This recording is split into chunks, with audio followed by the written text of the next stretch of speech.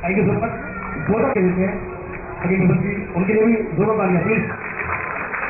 और काफी जबरदस्त है आज मेरे गले में थोड़ा संगीत सुंदर थोड़ा सा बोल नहीं पा थैंक यू सो मच